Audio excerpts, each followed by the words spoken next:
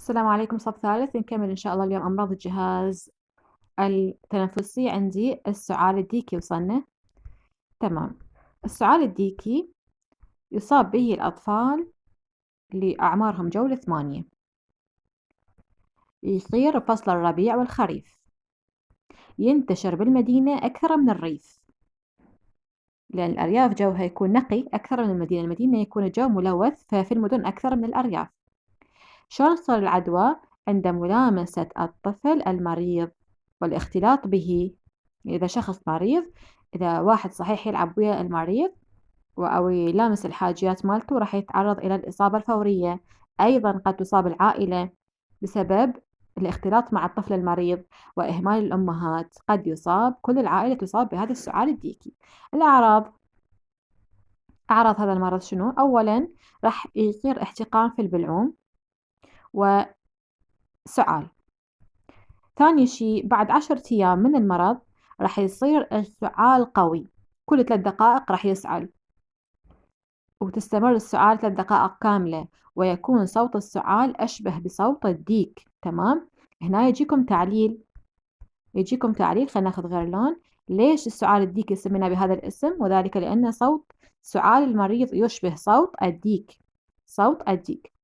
3 قد يصير هناك نزف دموي من الأنف إذا تطورت الحالة في بعض الأحيان.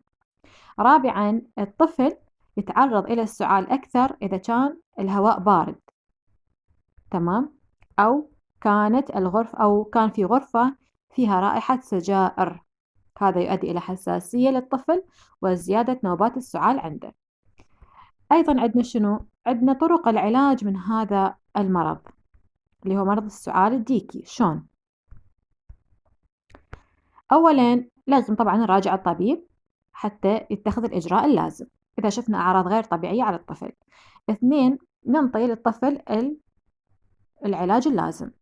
3 نعزل الطفل عن إخوانه إلى أن يتشافى، ما يصير يختلط ويا البقية. 3 أو رابعا يعني نحط الطفل في مكان جيد التهوية ونعتني بالغذاء والنظافة مالت الغذاء مالته. الوقاية من هذا المرض، من يصير عمر الطفل 3 أشهر، تمام، ننطيه لقاح السعال الديكي والخناق والكزاز. هذا مهم، طريقة الوقاية. شنو اللقاح اللي ننطيه؟ اسمه لقاح ثلاثي. هذا اللقاح الثلاثي يعطى للطفل بعد عمر 3 أشهر. ورا ما يصير عمره سنة راح نكمل الجرعة الثانية للقاح.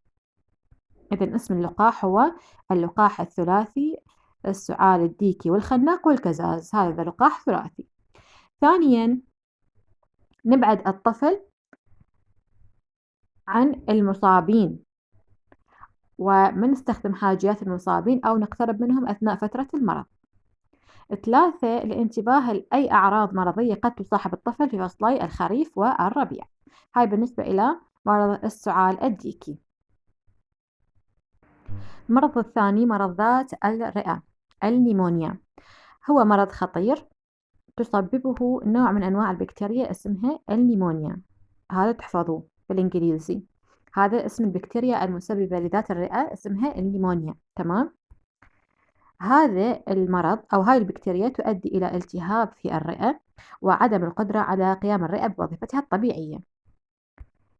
أعراض ذات الرئة أو النيمونيا، أول شيء ترتفع حرارة الجسم والشخص المريض ما يقدر يتنفس بسهولة. 2 راح يصير شحوب بالوجه، صداع، ضيق تنفس، تعب شديد، وما يقدر يتحرك بسهولة المريض، وتزيد نبضات القلب أو ضرباته. تمام. هاي ثاني نقطة. ثالث شيء سعال مع قشع كثيف لونه أخضر، يعني السعال قوي والبلغم يكون أخضر للمريض. علاج هذا المرض طبعا مراجعة الطبيب فورا، ولازم المريض ياخذ من قبل الطبيب مضادات حيوية تحت إشراف الطبيب حصرا. يعني مو كيفكم توصفوا له طب عرب وغيره، لازم الطبيب هو اللي يوصف المضادات الحيوية حصرا. ثانيا ندخل المريض إلى المستشفى، لأن راح توصل حالات ما يقدر يتنفس بسهولة، لأن هذا المرض راح يصيب الرئة. 3 نعطي للمريض مواد مقشعة وسوائل ونستخدم أو هو يستخدم مناديل الورقية للبصاق، لأن هذا المرض معدي، فلازم استخدام المناديل الورقية. رابعًا، نعطي المريض الغذاء الغني بالفيتامينات وبالسعرات الحرارية. وخامسًا، المريض لازم يوضع في غرفة جيدة التهوية وما نعرضه لأي هواء أو تيار بارد، لازم تكون غرفة دافية وجيدة التهوية. تمام؟ عندي طريقة الوقاية من النيمونيا أو من ذات الرئة. كيف تتم الوقاية؟ أولاً، نبتعد عن الأشخاص المصابين، ما نختلط بهم ولا نستخدم الأدوات الخاصة بهم لأن هم مرضى وهذا معدي.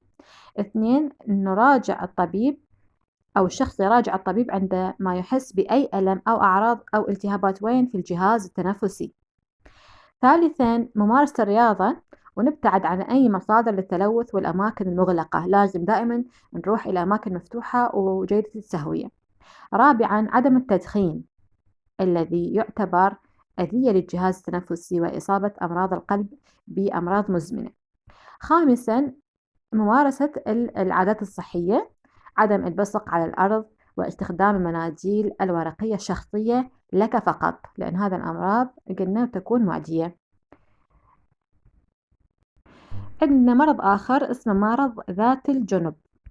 ذات الجنب هذا زين، هذا المرض يشبه أو طبعا المسبب الرئيسي هو نوع من أنواع البكتيريا، وين يصير بيا وقت بموسم الشتاء.